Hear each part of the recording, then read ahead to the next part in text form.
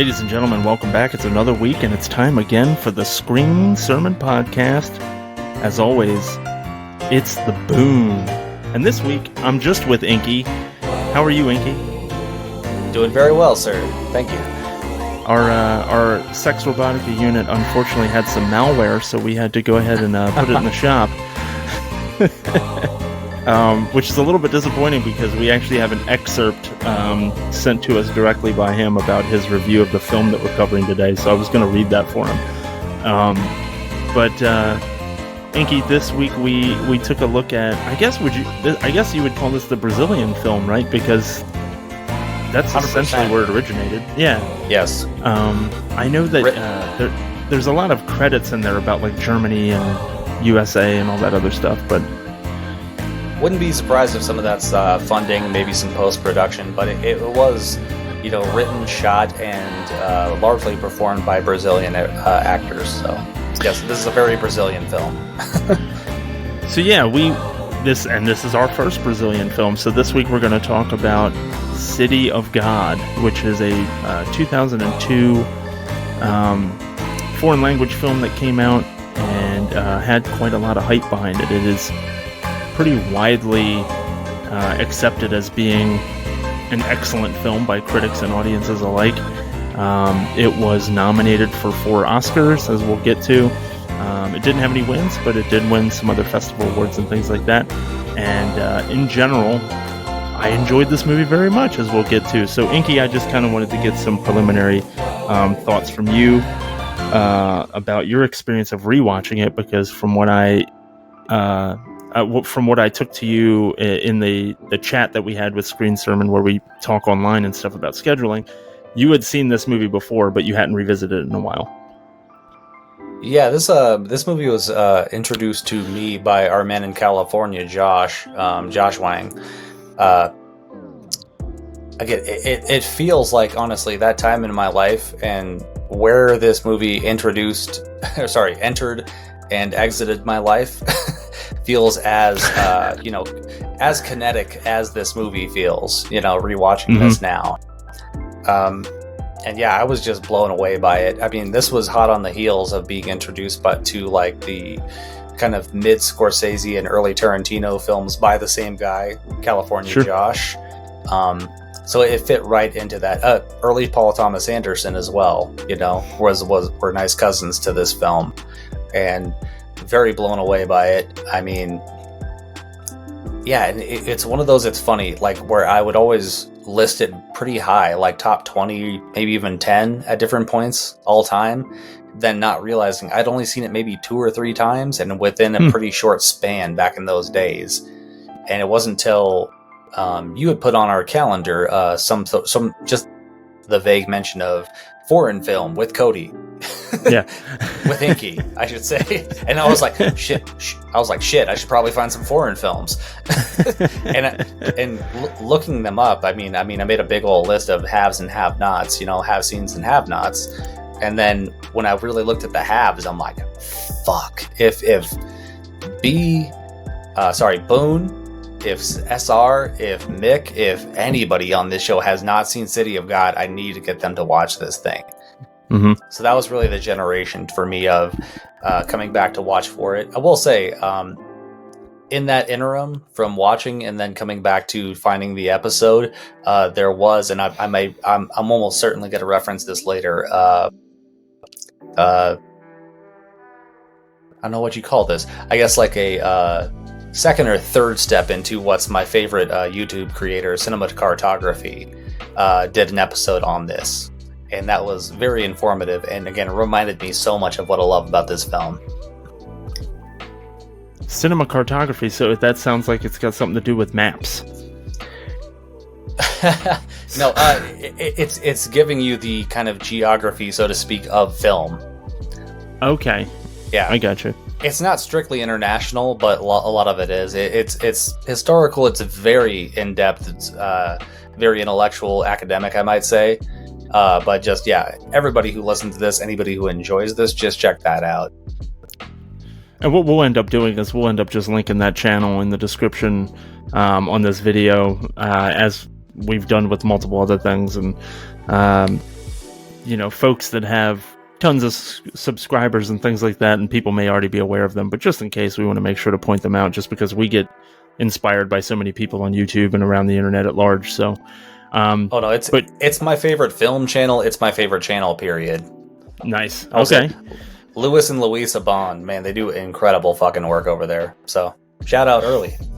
It sounds like something I need to be checking out as well. And so, to your credit, this is a film that I hadn't seen before putting it on the calendar for the show. So I didn't really know what I was getting myself into, and then I had a little bit of difficulty as I was battling the English subtitle issues that came with Pluto TV, because they only offered it in the original audio with Spanish subtitles.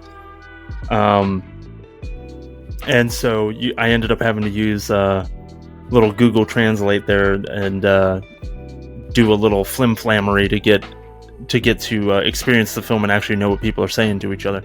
I was committed. I was going to watch the whole movie in Spanish and just kind of go off of that without maybe understanding 100% of the plot. But I ended up being able to work. By the way. I was committed to watching the movie. I've never done that. I've always been tempted to just try something in its original language. I only speak English and barely. Yeah, right. And poorly, yeah. Yeah. So, just watching something in its native language and just trying to pick up from it visually sounds amazing. Yeah. It almost happened, but then Google came through with being able to right-click within the video itself, the embedded video, and if you do right-click, translate to English, it does its best. I'm not saying it was 100%. There was a few times in there where I was like, that sentence didn't 100% make sense, but I get the gist. So I wanted to really quickly give Sex Robotica his flowers, at least, that he gave me a film review. And he didn't, I don't think, he didn't intend for me to share it on the show, but I figured we would anyway, so that he's at least represented, and then we could maybe riff a little bit off of his review. So let me skip the part here. Okay. I love how the non-traditional narrative structure focused on plenty of different characters, but they all blended into each other almost seamlessly.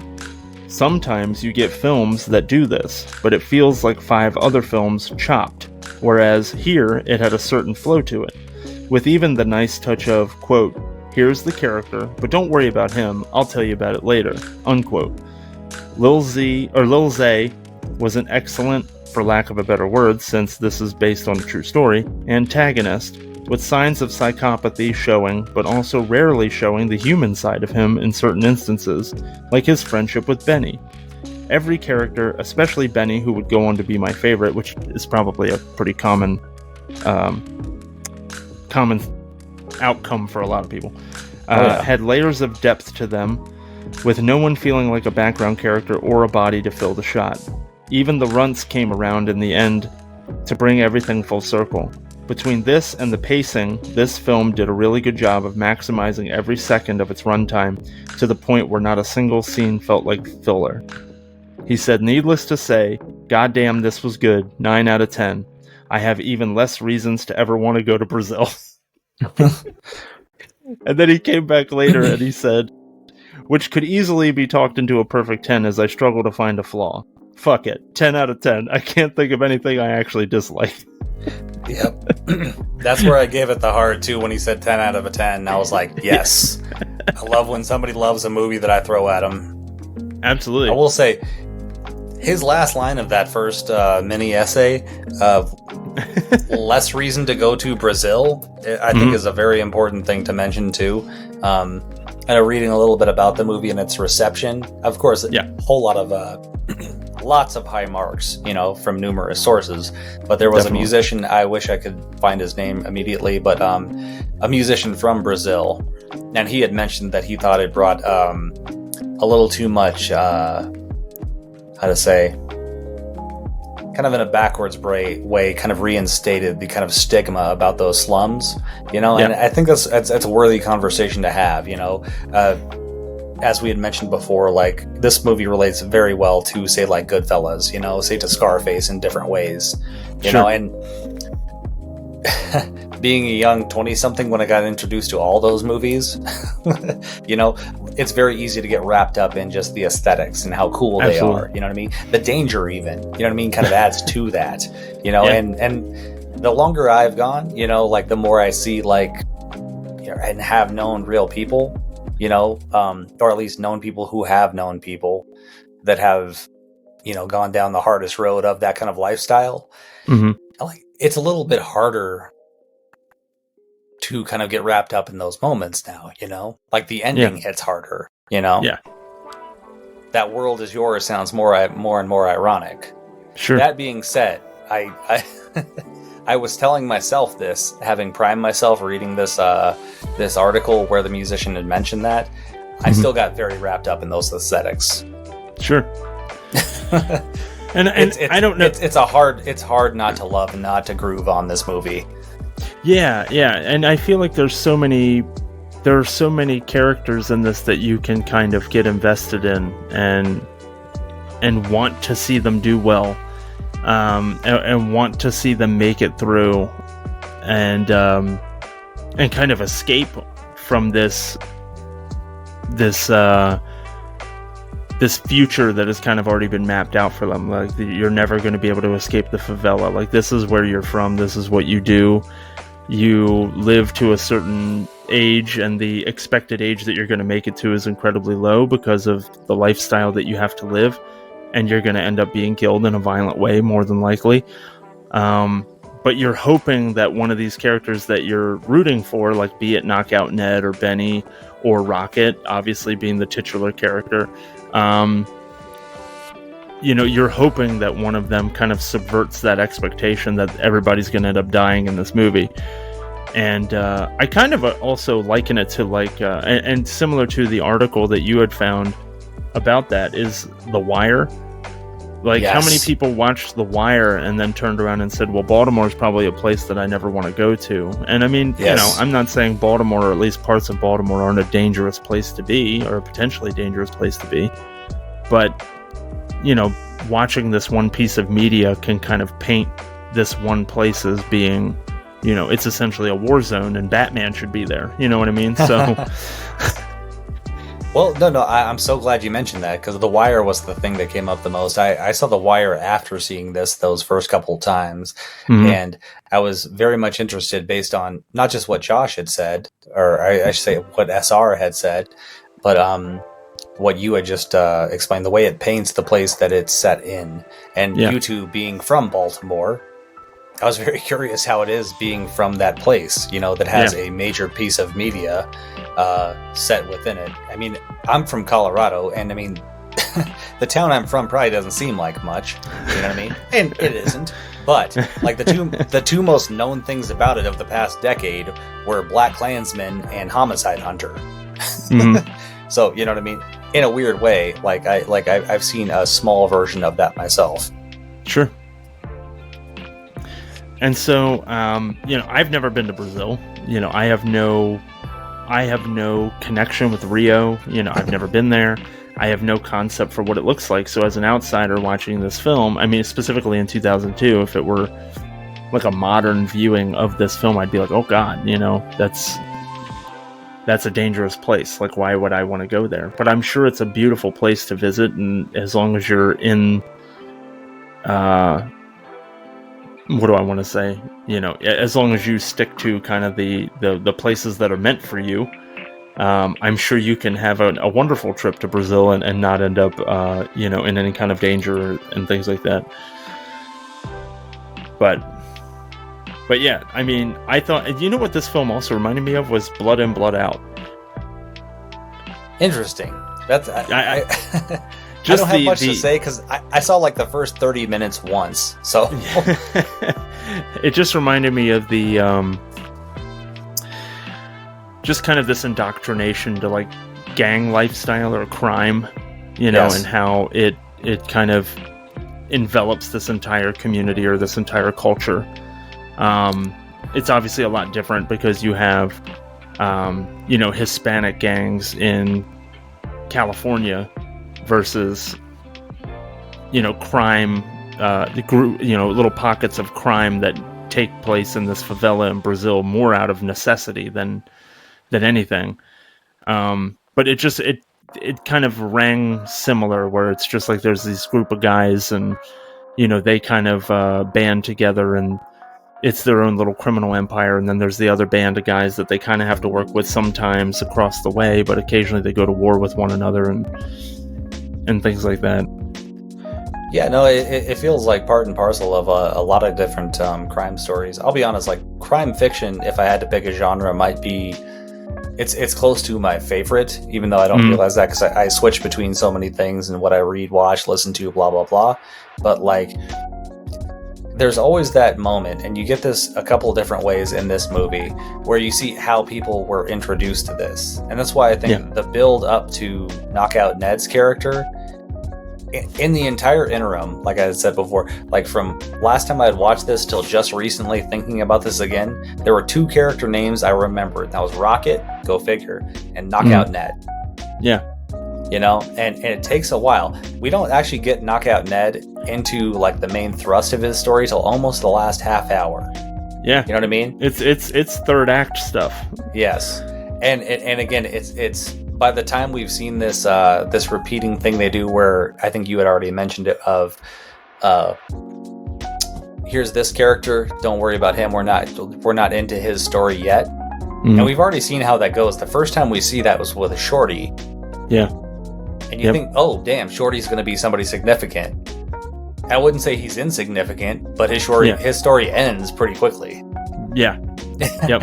And again, it informs the whole idea of lifespans or time spent outside of bars in this area can be very short. Sure. And for a number of different reasons. So after you're seeing that a few times, I think it's a good like kind of layering. By the time you hear that about Knockout Ned, who again, his introduction, he seems like the coolest fucking guy. Yeah. That's the line. Okay, if there was two characters I remembered, it was Rocket and Knockout Ned. If there was a line I remember, it's what a cool guy. Yeah. Just like they say that numerous times throughout this movie, and like that's all I could say about that intro to Knockout Ned, which is what a cool fucking guy. Yeah, like a nicer guy you would never want to meet. Nope. And the way he's introduced, he's gonna get involved, and your heart already starts breaking. You know what I mean? Yeah. When he turns into a like hard-nosed, like he turns into a hard-nosed gangster on the streets there. And I was really taken by the decision to not really cast actors, and I really thought that helped sell the authenticity of the whole thing. So something interesting to know about the film for those who aren't aware, the cast of this film is almost entirely made up of residents of favelas in, the poor districts. I guess that would be a favela, but in the poor areas of Rio. And so they wanted to get the legitimate article of having these folks who are living with crime surrounding them at, every day. Those are the people that they wanted to put on camera for as much authenticity as possible. And essentially what they did was they cast, 100 of these folks and then put them through an 8-month actors camp. Rather than trying to teach actors how to act like thugs, they taught the thugs to be actors. And I think the proof is in the pudding. It all feels pretty real, pretty authentic. Outside of a couple, I know there were a couple actual professional actors on set. Alice Braga being one of them. She was the only named person that I really was familiar with. Yeah, and I think of the people you see mostly within City of God, the slum of City of God, I think Mateus, apologies for this last name, but Naktaragela, Carrot, the actor who played Carrot, was the only one with experience acting. Everybody else was very new or just first time. Wow. And that was another thing that I was taken by was, and it's just something this is just for me, so I could just put this on myself. I'm ignorant. Like I don't 100% understand other cultures outside of my own all the time, and I don't think about these things. But you look at the folks that live in Brazil, and they are as diverse as people that you would see in America. you've got redheaded gingers, you've got light-skinned folks, you've got darker-skinned folks, people that we would call black versus people that we would refer to as Hispanic versus people that we would call white. They come in any shade with every hair color you can imagine, and tall, short, you just don't think about that. When you think about Brazil, you don't think about that. I personally think of Anderson Silva because I pay attention to MMA, and I'm like, yeah, he's Brazilian, so that's just what Brazilian people look like. Well, who himself is not necessarily what you might think of as Brazilian. I think most folks, at least in our country, would think of Brazilian folks as looking what we would call Latino. That's fair, yeah. But again, the Americas are largely built off of a whole lot of colonialization, a lot of different slave trades. So people from everywhere ended up here. Every part of Europe, Africa, like all over the place. Well, and mixed when I in saw with the local cultures too. Sorry. Right. And when I saw Tiago, who was Angelique, I think is her name is, Alice Braga's character, who Rocket is kind of sweet on in the beginning of the film. Her first boyfriend is this redheaded Brazilian dude named Tiago, and he's a ginger, he's freckled and stuff like that, and it doesn't occur to me in my ignorant brain. I'm having cognitive dissonance about the fact that a Brazilian dude can be freckled and red-haired. It just doesn't connect. And so this film taught me a lot about that too. It's just like the melting pot that you see here in North America is going to be somewhat similar to the melting pot that you would see in South America. Like it's, it's... Well, in that kind of shock, it reminds me of going back to The Wire, seeing Idris Elba on Hot Ones. He had mentioned when he was at a party and a lot of rappers approached him because they love Stringer Bell, his character, and of course no one knew at the time, but he came up to me, "Oh, hello, mates," and they were all, and the rappers' faces just fell. They're like, "Oh, what? Why does this dude sound like Oliver Twist?" To them. But again, people are everywhere now. You know what I mean? Sure. It's not. And granted, there are probably, I'm sure, still some places in the world that are a little bit more, however you say, deeply ingrained towards the roots of their culture, I guess. Sure. But yeah, the Americas in particular, like everybody's here. Yeah. Not just on the northern end. Everybody's over here. Sure. But yeah, I thought it was very effective to get people who actually live that way onto the set to do this thing, and also give those people some opportunities. I mean, not for nothing, but for those of them who are trying to make a different life and get out of that, this was an opportunity for them to put something on film that maybe could lead to them doing other things. And I mean, Alice Braga, like I said, is unfortunately the only person that I've heard of, but that doesn't mean that some of these people didn't go off and have other film careers. I'm not 100% sure if they did or they didn't, but I hope they did. Some of them. Well, really cool thing, because again, a lot of these, especially the younger actors, were kind of pulled up from the slums to be part of this movie, and the crew kind of got together and they knew they couldn't just send them straight back, so they helped set up some programs to hopefully get those kids up and out of those areas, or I guess possibly took them out themselves. So pretty cool thing for them to do. Not just, again, I think that's at least weighs the scale a little bit away from we're just exploiting these people. You know what I mean? Yeah. Trying to tell some story that like people maybe outside of our area haven't seen. Yeah. Speaking of, now that we're on this, I'm going to throw out another couple of movies. I want to get really into the style of this movie. You know what I mean? Because there's a whole lot of influences in here. And again, we'd mentioned before the big ones of again, that mid-period of Scorsese, the kind of like Goodfellas era.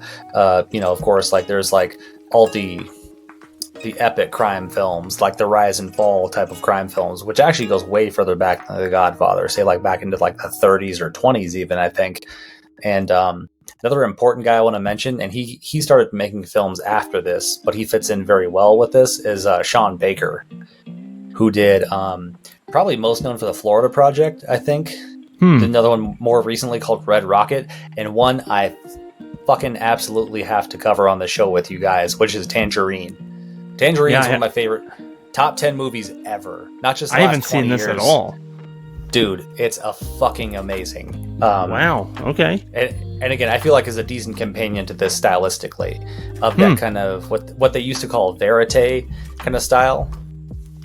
And again, it's got a little bit more pop, a little more aesthetic to it than, say, like what the traditional verite style film would be, which kind of rose out of like the French New Wave.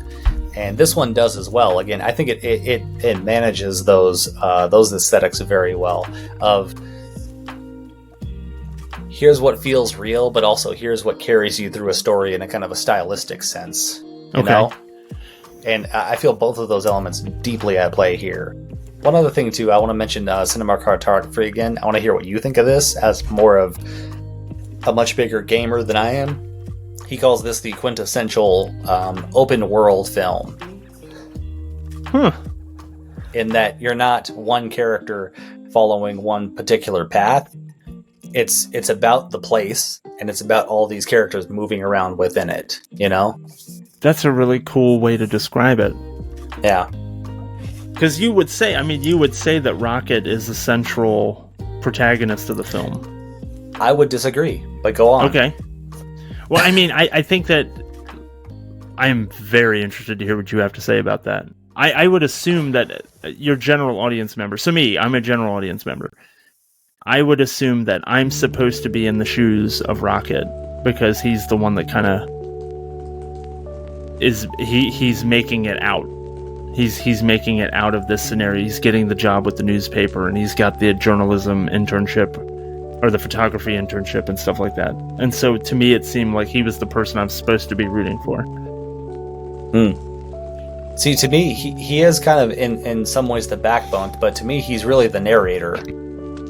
Okay. And I didn't necessarily expect to relate Charles Dickens twice here, but like some of his books feel that way. Dostoevsky does this as well, where it's the person telling you the stories. It's not like a third person limited or omnipotent or something. It's like the neighbor telling you this story.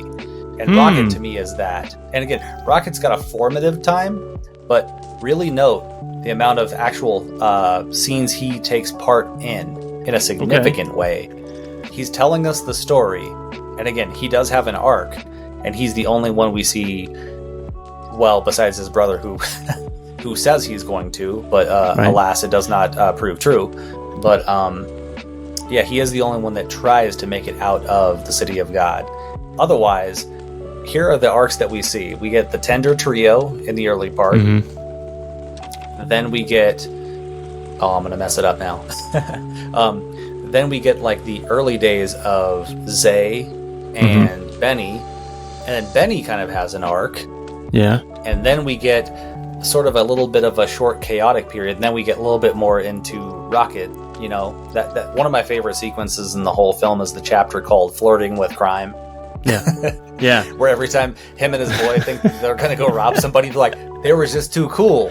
He was too nice. I was like, again, for all of, you remember our friends, you know what I mean? I think more so, especially me in California, Josh, we were always like, yeah, man, we're going to be bad dudes, right? Yeah. Fuck, we're cool. Look at our record collection, and like, you know, we've had a few beers in us, kind of a shit, you know. We rewatched, you know, fucking Goodfellas for the 14th time. But really, that was us. You know, it was like, man, did you see her? Yeah, she's cool. She gave you her number. Right on, man. You know, you meet, you know, the cab driver. You're pretty cool for a guy from Sao Paulo. Thank you. But yeah, and then after that, we get closer to the Knockout Ned story. You know, and Carrot is kind of weaved in throughout, but he's more of like, he's a little bit more of a sideline kind of a guy. He's always the object of desire for who I would propose is the main character of this story. If you had to pick one, again, going a little bit outside of Cartography's idea of it being an open world film, this is Little Zay's story. That's fair. I mean, I think I'm biased, or showing my implicit bias about the fact that it has to be a good guy that's the center of a film, when that's not necessarily true.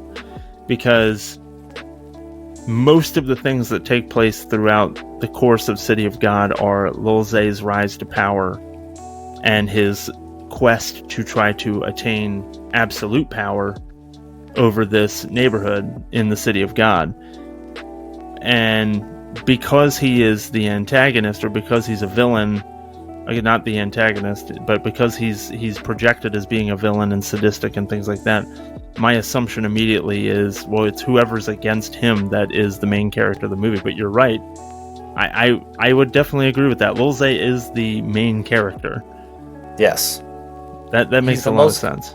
He's the most consistent. He's the one we see go from, I think, the youngest. Yeah. He's probably got the biggest span of years. Well, okay, that's not fair because they all go through the same span of years. But we see him from the youngest point, since he's a little bit younger than Rocket in the earliest chapter. Yeah.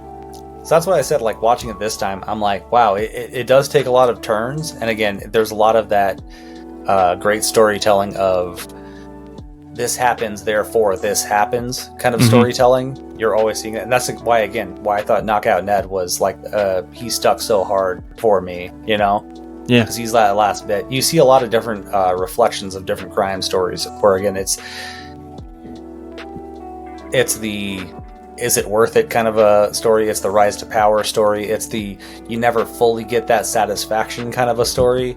But then Knockout Ned, I mean, he's almost, his introduction to the game is more like Straw Dogs. You know what I mean? Mm-hmm. It's the rape revenge story of the late 60s, early 70s. Right. That they weave into this more like, again, like kind of say Scorsese-ish, or even like, I was going to say Melville, but that doesn't actually fit. Melville's a little bit more subdued, but, you know, very kind of cool, stylistic kind of crime film. Yeah. But yeah, I still remain, Lil Zay is the main character of this story. Going to Rocket, though, again. Yeah. Why he serves well, I think, as not just the narrator or the backbone kind of character. For one, he's the most innocent in a lot of ways. You know what I mean? Yeah. He's the most innocent that remains through the story. Also, his trade is photography. He's an observer by trade. He is, by his title, he's outside of the action. He's not part of it. I'll be corny about it. He's our lens into this neighborhood. That's very good. I like that. No, that's a really excellent point. And I think thematically it just makes a lot of sense. You know, he's the reason why we have any kind of insight into the story at all is because he's the one providing us with the images and the words that kind of paint it for us. So that makes a lot of sense. Yeah. Well, I hadn't thought about it that way. I get why Benny would land for a lot of folks. Like you mentioned up top, not just Josh, but a lot of people. I want to hear who your favorite character was, if you have. I liked Benny a lot. It's hard not to love Benny. And here's the thing is, like, he's the only one you get a serious arc with. Again, he's more involved in the main story than, say, like Rocket. Mm-hmm. And he's just too cool. He's the one that I imprinted myself on, where I was just like, I would imagine, you know, I want to imagine that if I were in this world, that's who I would be like. Nice. And then ultimately he ends up dying, and you're like, well, shit. You know? Yeah. I picked the wrong horse. Yep. Well, even in that way, and I mean, with his curly red hair that he develops, I mean, you can tie this again to the first Godfather film. You know what I mean? He's the Sonny. Right. He's the one you think this story is going to be about, and has curly red hair. But admittedly, as a person, you know, the little bit that I know about each of them, because they're characters, but I liked Benny more than I liked Sonny. Oh, by a long shot. Yeah. Sonny's kind of an asshole. Right. We got to do The Godfather, by the way, at some point. Like, Jay has to watch those. Jay has to watch those movies. I know it's 2 movies and long movies, but fuck them. Yeah, we got to work those in. He can watch that much of Burn Notice. He can watch 2 Godfather movies. But no, yeah, like, I fully understand why Benny is a lot of people's favorites, because you never see him act too asshole-ish. Yeah. Again, him and Rocket are the most, like I say, innocent in a lot of ways. Yeah. But he's much more involved than Rocket. Also, his arc is different. You know, him and Rocket have similar things where what they're into isn't necessarily directly related to this kind of survival game of the drug trade and, like, you know, looting and robbing and what have you. That moment where he comes in, he says, "I'm a playboy now." Yeah. And Zay laughs him off. Yeah. And then I love that scene too, because he fires off in the air just to get the other dudes out, but also to retain his you know what I mean, to retain his steez amongst the younger guys, the lower guys in the organization. Like remind them who the boss still is. Yes. Mm-hmm. Which is honestly still Zay. Yeah. At the end of the day, yes. Yes. Well, I mean, that's what I liked about him, though, is that he was very much wrapped up in the world, and he was benefiting from the violence that was being done to other people, and the stealing and things like that. But he was also being juxtaposed against the actions of Zay, which of course makes you root for Benny because he's not brutal. Yes. You know, and Benny is more in the place of just like, come on, like you give it to me because I want it and you love me, you know, like that kind of manipulative way, where instead Zay's the one sticking a gun in your face, and it's like, well, which one do you like? And it's like, well, I obviously like the blonde funny one with the glasses because he's at least nice about it. Yeah, you know, the guy with a cool shirt that can dance, not the guy that's just like maniacally looking over at me as he snorts coke off a newspaper. Right, exactly. But I also wanted to point out the casting real quick of Little Zay. I thought they did a great job casting a kid version of him and then the adult version of him. I thought it was like a 1-to-1. Dude, both of them are fucking dynamite. It's insane. Like I haven't seen young people like with that much menace in them. I don't think ever. All the notes that I took about all the early scenes in the film, I was like, this kid is scary as fuck. And then they show that scene of him gunning everybody down in the motel and laughing about it. Dude, the sequence of that too, because you see everybody was dead and you're like, who the fuck killed him? Because we see all the other characters and you're like, oh shit, Zay must have just ran off, because of course he's the youngest of the bunch. Right. And again, this feels like an old school gangster film, you know? Like you see, like, okay, a much lighter version of this in, say, like, I think it's Harlem Nights with Eddie Murphy. And him as a boy, he shoots a dude straight through the head. Spoilers for Harlem Nights. Which isn't a movie I don't think too many people have on their to-watch list if they haven't already watched it. I haven't seen it, but yeah. Fucking watch it. Eddie Murphy, Richard Pryor, and fucking Red Fox. Amazing. Nice. Okay. What a cast. Yeah. But no, yeah, like that whole setup of learning that, and it gave me a little bit of a, not quite a goosebump feeling, but I'm like, oh, that's right. He was already murking the entire room from this age. That's why I found like Josh's review where he says he has some psychopathic tendencies. I'm like, no, Zay was just born wrong. Yeah. He's one of those like almost like Bundy-ish types. I mean, granted, he was, you know, not out there just ruining corpses at the same time, but he was just, there was something wrong with this dude from very early on. Even amongst this kind of this microcosm, you know? Right. Well, and SR pointed out too that it's also funny that there are points in the film where you don't necessarily, I don't want to say that you necessarily root for Zay, but you're starting to see this turn, and you're wondering if he's going to lean all the way in and try to become a better person or a normal person. Like, and what I realize is he is a person who cannot be made to feel vulnerable, because that's when he reacts with violence and he lashes out at people. But he also wants to be wanted. He wants to be cared about and loved. Like when he's just trying to reach out to gals on the dance floor and shit like that. Like you see him nervous, like any guy who's never danced with a girl would be. And then he's putting himself out there and he's, you know, taking the deep breaths and trying to coach himself through it. And then when he gets rejected, he turns back into violent King of the Streets Zay. And it's like there is a person in there. It's just he is a deeply disturbed person. He's a very small man. Yeah. Ultimately. And again, that's why he needed Benny. Benny was the one that he could be diplomatic, he could keep the peace with Carrot, but again, he's the one that could throw the party. Zay only knows how to intimidate. Yeah. You know? And it is, I won't lie, it is kind of sad. Yeah. You know, that like when you hear about those types, and again, there's more than one. Sure. They didn't invent Zay out of whole cloth. There's quite a few folks like this, but yeah, that's all he knows is how to strong arm people. Yeah. And that's why, like, once you see Benny exit, that's when things get ultimately more and more violent. Yeah, it gets ramped up for sure. Yeah.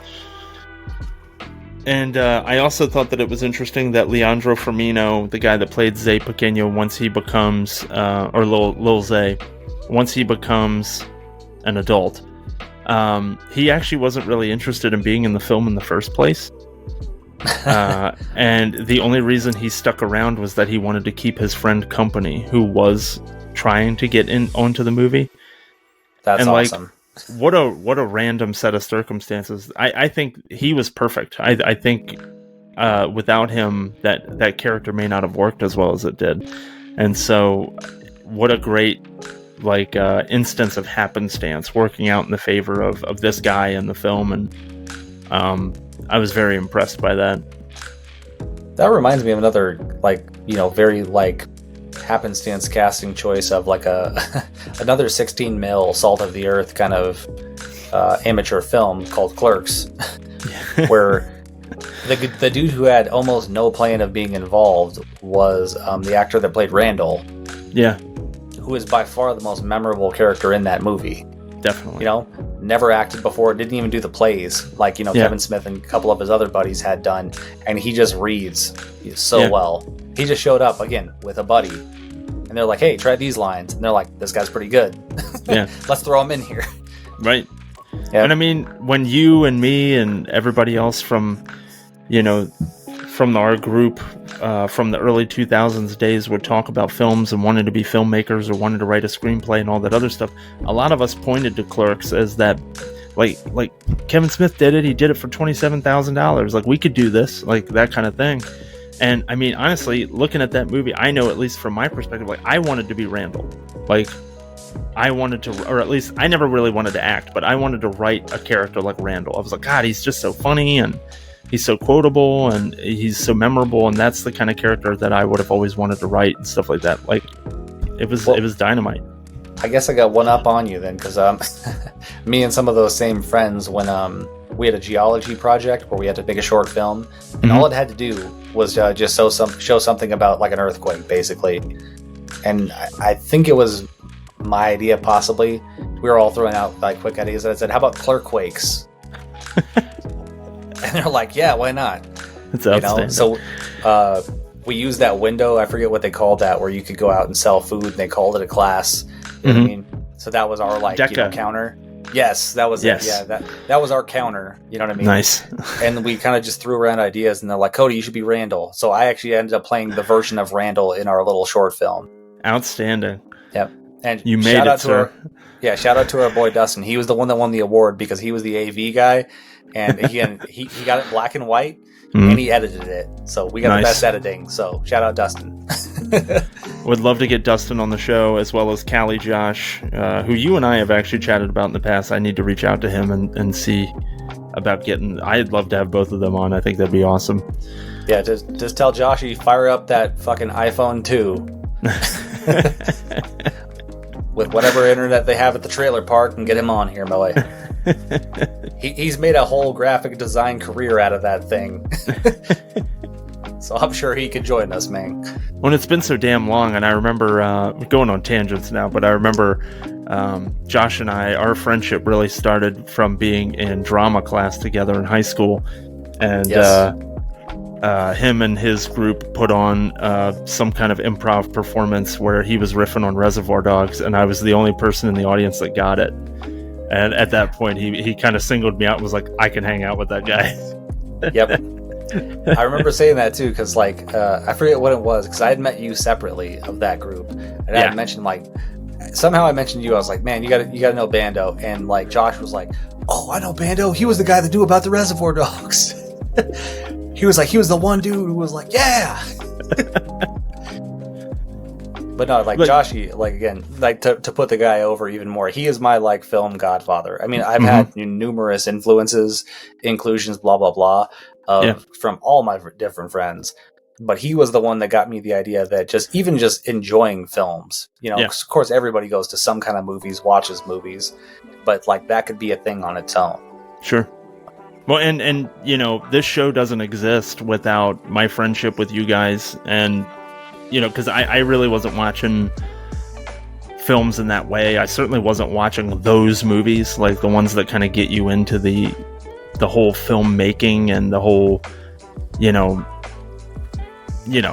those films that make you think about movies in a deeper way. I wasn't watching those movies before I met you guys, and so a lot of that was born out of that. And so then finding out all the things that Cody and Dustin and those guys told me, these are the movies you need to watch. All of that seemed to have started from Josh. So he's kind of that center point of everything. So he is Mr. Movie for us. If we had a Tarantino of our group, like if we were that group, or if we had like the older group, like he would be the Scorsese. And again, I know of that late 70s group, of course, all of them are huge film nerds. That's what they were kind of called. But like you hear the way that like Marty just like can wax poetically about any movie that he's ever watched. That's Joshy. You know what I mean? Yeah. And his living space reflects that. He's got a real small but very cozy like place, and it is wall to wall with stuff. Nice. I fucking love it. I got to spend a week out there with him, and man, just like sleeping on that couch, waking up every morning, looking in every direction, there was something new to see. Nice. It's just a hall of stuff. It's like a museum. Yes. Which, by the way, you tell that fool to fucking finish his screenplay. Oh man, I mean, what I wouldn't give to like see a film written by, or put together by. I mean, that would be so great. He's contributed to a short film, a couple from some buddies he met up in Portland. I don't know if I'd call him the, say, like director or creator of them, but he's definitely he's been involved, and they're again, if you know him, they're so fitting of him. Yeah. Love to do that. I would love to see that. And one day if there's ever a feature, would love to talk about it here, or would love to interview him about it. Oh my God, that'd be so good. I'd be so excited to do that. So, yeah. Oh yeah, man. I mean, all I want is big things for him. It'd be a little bit indulgent because I wouldn't doubt that we would have credits. Being what a big-hearted, masturbatory. Being what a big-hearted dude he is, I'm sure he'd find some way to put us in there. I'm sure he would. Yeah. But yeah, nothing but the best for him. I hope that those kinds of dreams come true for him, and as we continue to talk about this kind of nostalgic stuff, I really do. I would love to get him on here and chat with him about movies and shit. And I just, dealer's choice. Like he could just pick something and we'll cover it. You could probably just throw a rock and hit a movie. He'd have something to say about it. That's true. Yeah. And again, before anybody thinks this is a little bit too inside or indulgent or anything like that, I know for me, I would not even be a part of this show. I would not have watched this movie we're talking about for this episode without this guy. Actually, absolutely. Yep. I wouldn't have known about it. No doubt. Like, the web went through everybody, so. Yep. He is at the center. He is the epicenter of all of this. So without Cody, I wouldn't have known. And without Josh, Cody wouldn't have known. He's the Lil Zay of our film knowledge. There you go. Except not at all psychopathic. And I think if we're doing all the branching out and shit, at the end of the day, I think I would be Tiago.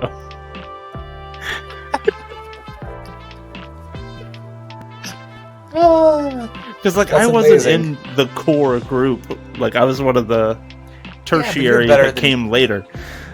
Not too much offense to Tiago, but you're better than Tiago, man.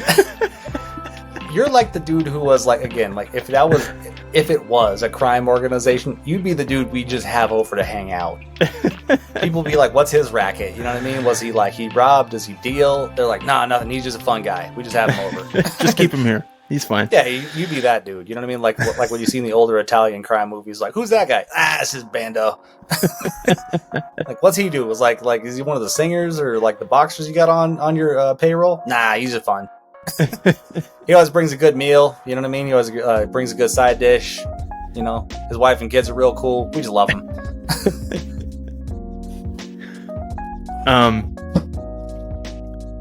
So, going back to the cinematography, and I know there's a movie.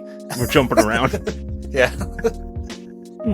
I remember being quite taken by a few of the scenes, specifically when we get to that third act part with Knockout Ned and when his girlfriend is assaulted, Yes. they do some really cool stuff where we're kind of following Knockout Ned's perspective, where we kind of go from the prone position of him laying down, and then it's almost like the camera stands him up. And then there was the gunshot to the sidewalk right next to his face, and just kind of camera keeping tight on Ned's face as he's, obviously distressed, and his girlfriend is being assaulted, and he's getting the shit kicked out of him. And then somebody fires a shot in the direction of his face, and you kind of see it ping off the ground and kind of come toward the camera. And it's just so immersive, like you're in it. And you very much are putting yourself in Ned's shoes at that point. There was a few moments in there where I was getting like Sam Raimi-esque kind of vibes off of it. Like there was one where they were absolutely following the path of a bullet. It was during the scene where police officers were searching for the Tender Trio and they ended up gunning down somebody innocent in the streets. They fire a shot and the camera follows as if it is the bullet. And it just reminded me of Sam Raimi a lot. So a lot of cool camera stuff happened in this movie too. Yeah, I don't know how, because again, I didn't get to do a whole lot of research on this one, barely any at all. And one of the few things I read about the camera work is it was shot on 16 millimeter, which I mean, I know there's creativity. I mean, I'm pretty sure Sam Raimi originally started on 16 mil, like most amateur filmmakers do. But yeah, some of that stuff, like those like freeze 360 shots, like we were talking about those kind of like bullet time shots. I'm like, they must have had some, what do you call those, pickups at least to pull those off. Like, you know what I mean? Like a kind of a proof of concept, much like Clerks, you know what I mean? Where you get to up it later, like there was a lot of like very creative shooting there, and woven in well, I thought too. Like we talked about a movie just this last year where my biggest gripe, neither of us liked it, but like my biggest gripe was, I'm like, they're just shooting from every angle just because they can, you know what I mean? None of them mean anything. Like, I'm gonna shoot from their feet, I'm gonna shoot from up above them, I'm gonna change angles every 15 seconds. It's like, well, if you don't earn that, it doesn't mean anything. Sure. This movie is so frenetic and kinetic, chaotic. I mean, that's really the word. Everybody's just trying to grab onto what they can find. Yeah. So in that respect, the shooting and the editing to me fit perfectly in with this story. Well, and you dropped that, you used that terminology earlier on, and that was such an aha moment for me where I was like, fuck, like frenetic is such a good way to describe it. And how well does that match the tone of like, this is the world that I live in. It's fucking chaos. Like, I have no clue if I'm going to wake up tomorrow, or like if my neighbor's going to be alive tomorrow. And I feel like the way they shoot it really just fits that tone so well, because you're never really settled. You don't really sit still ever. And another thing that I really dug, and it was actually my favorite scene in the movie as far as like from a technical aspect, not necessarily like performances, the apartment. I fucking love the apartment when they tell the story of how one group of guys leads to another group of guys leads to another group of guys taking over this territory of this one apartment, and they stay with this static shot of the back of the apartment facing the front door, and they just time lapse it, and they show you a little bit of a story from 15 years ago about the apartment, and now it's 10 years ago, and now it's 7 years ago, and now it's this current guy that's got the apartment, and now it's okay, now we're back to modern day, and how we got here in the first place was Zay showing up at the front door. I was like, fuck, what a great idea. Like, dude, no, that's a great observation. I did notice that scene, but I hadn't played it like that. But yeah, that they stick it that close. Like, it feels very like almost biblical. You know what I mean? Yeah. If you read those early parts of the Bible, they go into like, this guy begat that guy, begat that guy, begat that guy. With no story really. Sure. And you read a lot of things like Middle Ages a lot of times, and they make fun of this kind of thing, and like say like the Once and Future King, where it's like, because again, it was like kings and king of wherever. Because there were no real borders. They're like, I'm the king now. Wait, that guy killed him. Okay, now I guess he's the king. I don't know. So yeah, again, chaotic times beget chaotic kind of transfers of power that way. Yeah, I know what you're saying, because that's when we really see Zay kind of step into, okay, this is going to be he is the big boss of this movie, you know, Right. the final boss, if you will. And in at least in the crime genre, he goes kind of down like like a final boss does, which Definitely. I think honestly it is fitting. You know, Yes. it's not like the Ned got him, Carrot got him. Somehow Rocket ended up shooting him. You know what I mean? That would be really too much. But that'd be kind of the American version of this story. Somehow Rocket would shoot him. Yeah. Rocket would put the gun through his camera lens and shoot him or something. Yeah. You know what I mean? Or he would shoot a rocket at him. Yeah, blow him yeah, up. something like that, you know. And Rocket would be Chris Hemsworth. I love Chris Hemsworth, but still, Yeah. you know. But That's what it would be. But no, and again, it's weird to me. I don't know why I like that, but like that, the way crime stories, and especially like the more noir-ish kind of crime stories end, where it's like, yeah, there wasn't really quite a good guy here. I mean, if there were, the good guys just got the fuck out, you know. Yeah. And They bailed. the new bad guy, basically, the new bad guy got the old bad guy, you know. Yeah. Which, going back to The Wire, that's what you see from there. You know what I mean? Yeah. Where we have I'm gonna forget, and I love him. He's such a good actor. He was just in The Winning Time, which I gotta catch up on because I think there's a second season out now. You're right, and I'm also behind on that show. But yeah, season 2 just started. But yes, he's our big boss dealer, and again, like a big part of the 3rd and 4th season is about that transfer of power. There's always the younger, hungrier, like quite often less feeling guy, you know, that shows up and then just takes them down, you know. And again, going back to The Godfather, we see this too. It's always there's a new generation. They respect the old ways just a little bit less, but then again, the old generation only got where they were by not respecting the generation before them. You know, That's right. That was Vito. So, And it's a hell of a cycle. To SR's point about, you know, the cyclical nature of it and stuff like that, like whichever one of, and this is one of the ones that I was unclear on in terms of the translation, the group of miscreants that are kind of terrorizing the streets, the young kids that are running around after Rocket and Zay grow up, they're either referred to as the Runts or the Firecrackers. I heard both. I heard the Runts in the version I watched. Yeah. In the damn Google translation, it was the Firecrackers, but then all the articles I was reading about the film, they were called the Runts. And so I was like, I don't know which one is which. So, okay, so it seems like the Runts might be the more generally accepted name of their gang.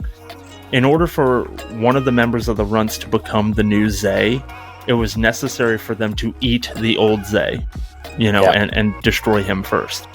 It's an Ouroboros kind of story. Yeah, very good. Yeah, absolutely. Yeah, no, and what was Zay in that first part of the story, which we get more in flashback, but a runt. Yeah. He was a runt. He was the most violent, the craziest. Right. Yep. Yeah. He wanted to be just like him. Age is so important to this story, too. Because the senior members of gangs, what are they, 18? Yeah. Carrot might be a bit older. Knockout Ned, just based on the actors, they might be like, 20s or so. Yeah. Most of them, again, like Zay, like at his oldest is like, what, 21? Yeah. At least by the look of the actors. That's something you don't always get in movies. Like a lot of times when you watch like everything from like Game of Thrones to like a Clockwork Orange, you'll see these like these characters that are much younger that are involved in some very heavy and violent shit, you know. And typically when we turn them, at least again, I'm going by American standards, when we turn those into films, they tend to age them up. I think there's something powerful. Again, connecting to The Wire one more time. You see how young, and again, it's not fiction at all. Right. We make it lighter so often in fiction. This is real shit. People get very involved with this kind of shit from when they're 12, 13. Yeah. Well, and another thing that I really liked was the parallels of it, just like everybody has to answer to somebody. So like Zay is the king of the favela, or that's what he's trying to become. He's ultimate crime boss. But at the end of the day, and what we find at the end of the film is even Zay belongs to somebody. Like he's beholden to someone. He has to bring this shipment of stuff or this cachet of money or weapons or something like that to the cops. And so at the end of the film, they get a hold of him, and they go through all of his crap, and they take it all away from him and basically tell him, like, you're short, you still owe us all this. And you realize that now Zay has to go back to the neighborhood and continue to be a tyrant because he's trying to pay off whatever debt he has to the police. Yeah, that's right. Yep. Yeah, they strip him down right at the end. Man, you're connecting something for me too. And again, going back to what I had mentioned about the musician from Brazil, I think that choice that Rocket has at the end, because he has two pictures. I mean, he has multiple, but he has two main subjects. Right. It's either to show that infamy of Lil Zay, the way he got gunned down, or he could show Zay only answered to the cops too. Yeah. Who answered to, again, some part of the government. Right. You know, he could have exposed it that way instead. Like he ultimately took the route that you could argue, again, it's very tenuous. You could argue maybe the film does or does not, you know? Yeah. Damn. Yeah. Yeah. Man, you really tied it up for me there.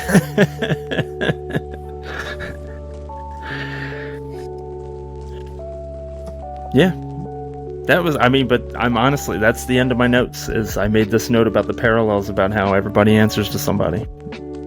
Wow, I didn't even expect to, but man, it sounds like we just kind of we kind of hit the best note right there at the end. And in traditional podcast fashion, we talk about what we just did instead of just letting it happen. Letting it sit. Anyway, cut this out. The other podcast tradition. Keep in what I say to cut out. But, there you go. No, but dude, like I say, I said, I was not able to take notes, but like I said, this is an experiential film. It would almost feel weird for me to sit there and try to make like a bullet point list of what was great about this. I will say though that, like, in respect of Louis Bond and cinematography, and all the kineticism that we had mentioned before in the sandbox kind of aspect of it, I can say, like, you do feel those arcs. The thing is, they're not the usuals. And they don't necessarily... You're not following the arc of a character. This isn't a Luke Skywalker leaving the farm, entering this belly of the whale, blah, blah, blah. You know, Joseph Campbellian kind of a thing. Here we have... There was this group. This guy got involved with that group. This thing led to that group. You know? Now we have these two guys. And you keep seeing... this other kind of almost baton race, you know what I mean? Yeah. Between not even a full generation, like older brothers passing to younger brothers, like we were saying, like the age gap is just insanely short. Yeah. So I think that kind of, that pace and that kind of, again, that's the best metaphor or analogy I have for is that baton race kind of a story. Yeah. Seeing these different arcs, the way you see the trio up to very early little Zayd into Benny, and the whole time we kind of have Rocket on this end, and Carrot is always weirdly Carrot is never gotten. Yeah. If I go by my original thesis that Zay is the main character, he never gets the carrot. Know what I mean? Like, that's almost Excellent. too dumb to be good, but But it is. He never gets the carrot on the stick. That's his rival the whole time. That's and right. He never fucking gets him. That's right. He chases it the whole movie. Yep. And Never pulls it down. And that other small one, when we see how Ned gets got, and it's not out of nowhere. We saw it happen. We just didn't realize it. They have to give us the quick flashback to show us. Yeah. Yep. That blew my fucking mind. Yeah. Like, that was, I mean, in a world where, you know, M. Night just loves this shit and will wedge it into any film he ever makes. Like, that's a twist where I was like, oh shit! Like, it just all came together. But it wasn't even a twist. It wasn't there the whole time. Right. That blew my mind. I was like, I can't believe that this is connected. That's amazing. Even crazier if Bruce Willis just shot Knockout Ned at the end. You'd be like... Or Joseph Gordon-Levitt as young Bruce Willis. Oh, now we're talking. We should watch Looper for this show. I fucking love Looper. I love Looper. It's a great movie. Yeah. Oh man. Well, that's it, man. That's what I had. I mean, I put it all out there in terms of the notes I took. They weren't plentiful. I didn't take a million notes, but the handful of things that I did take, I spit them all out there for you. So, oh, dude, like I'll say again, anybody who's listening to this that hasn't seen it and didn't pause just to watch it, like, just watch this movie. Yeah. Don't look up too much. Just sit down, watch it. Think about it after the fact. Yeah. This is one of those movies. You got to throw it on and go for the ride. Yeah. You have to experience it, and this is the part where, we cover an international movie at least once a month-ish, something like that. This is the spiel that I do every time. Get over it and deal with the fact that some movies have subtitles that are in a language you don't speak. If you can read, you can take this movie in and you can really appreciate it and enjoy it for and it's awesome. I'd accept that from our younger days. We're in the age where people can watch 800 episodes of One Piece, where subtitles are preferred. Right. Like, you got no excuse. You're not watching the dubbed version, are you? So yeah, absolutely. I mean, give foreign film more of a look if you're one of those people that doesn't do it because you don't like quote unquote reading a movie. You got to, because a lot of the best stuff out there is just not in a language that you speak. Or on the other end too, not all foreign film is the kind of staid, didactic, like overly messagey thing you might think it is, based more on, honestly, American independent film that claims to be inspired by it. There's a lot of inspiration going around in a lot of directions. We saw this with the Bahubali films and RRR. These are very much Indian films, but again, they take huge influence from Western things. Definitely. I haven't read about the filmmaker himself of City of God, but you can feel the bones of like late 70s filmmaking from America. Yes. And guess what? Those late 70s American filmmakers, everybody from Scorsese to George Lucas to Spielberg, all of those guys were influenced by people from France, Japan, numerous other places. Yep. It's worth it. We're a world film culture before we ever realized that. So by all means, go check them all out. Find something that just sounds cool to you, wherever the fuck it's from. Yeah. I don't care if it's Germany, Nepal, Zaire. Find it. Watch it. Give them some money while you're at it. Agree. Support it. Support filmmaking in all of its ways and from wherever it's coming from. Support filmmaking, and filmmaking is in the shitter right now, at least in our country, because of what's going on with the SAG-AFTRA and the WGA strikes.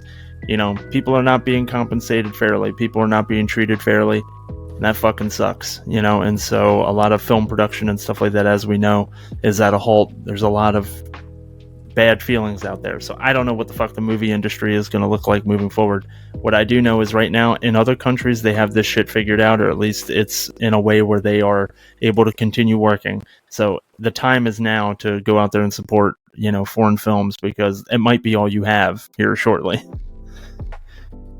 Amen. What a cool guy. So with that in mind, Inky, thanks a bunch for taking a look at this film and pointing it out and bringing it up in the first place. It's been a blast to talk to you about it. Sorry that SR couldn't make it onto the show today. He was, of course, missed. And I hope that Inky and I were able to fill that vacuous void that he creates when he's not on an episode. So I'm an eldritch horror. I'm all about vacuums, so no problem. No, seriously though, I thank you for giving it a chance. And again, thank you. It's too bad he couldn't make it, but thank SR as well for giving this movie a chance. It's a big favorite of mine, and I know it's not necessarily anything everybody would watch just for fun or for kicks. But yeah, thank you very much for giving it a chance. Definitely. And yeah, please, as always, we bring this shit up all the time, but I'm going to continue to do it. Support things like Tubi TV. Support things like Pluto TV. They give a lot of opportunities to foreign films out there. They are a great platform to find foreign film, as well as maybe some of your other favorite movies and stuff like that. Also, Canopy. If you got a library card, you can watch Canopy. They got a lot of good foreign, a lot of good classic films on there. Canopy is awesome. Mubi and Criterion. I know you've probably seen seen those ads for Mubi, if you've ever watched anything outside of, a Marvel film, it's worth it. Yeah. They got a lot of good stuff on there. Absolutely. I mean, it's no secret. Like, we don't really go out of our way here at Screen Sermon to have access to every single streaming service under the sun, and so sometimes we have to go to Pluto TV or Tubi or our local library or Canopy, things like that, to try to figure out how to watch the movies that we want to cover. And, rather than canceling an idea of something that we want to do because we don't have Showtime or something like that, we would much rather just figure out a different way to get it. And obviously we're not going to sit here and pirate films. So the fact that these awesome free streaming services exist, like Tubi and Pluto, the fact that you can go through your library, if you have a library card, you can access Canopy. That's how we watched Midsummer, a couple of month ago or month and a half ago. So, I mean, there's a lot of cool platforms out there. Support them. Support filmmaking in general, but also support the actors and the writers out there who just aren't getting their due. And maybe take a look toward foreign film in the meantime while they figure this shit out. And, please also give us any feedback, recommendations, requests, and things like that at screensermonpod@gmail.com. You can find us at Screen Sermon on X. I am starting to post on there again after much discussion about it. So I will post some shit up there from time to time. Reviews that aren't being done via the podcast, I'll throw them up on X, and then obviously, any other communication here and there with people, I'm willing to do on there too. So find us and reach out, sir. So I'll say one last thing. In addition to all the great platforms that are out there, if they still exist, go hit your local video store. Yeah. I wish they did around go here. Hit your buddy's garage sale. If he's got some DVDs, Blu-rays, go hit him up too. Mm-hmm. Oh, and one last thing. Go watch fucking House, Boon. Good night, everybody.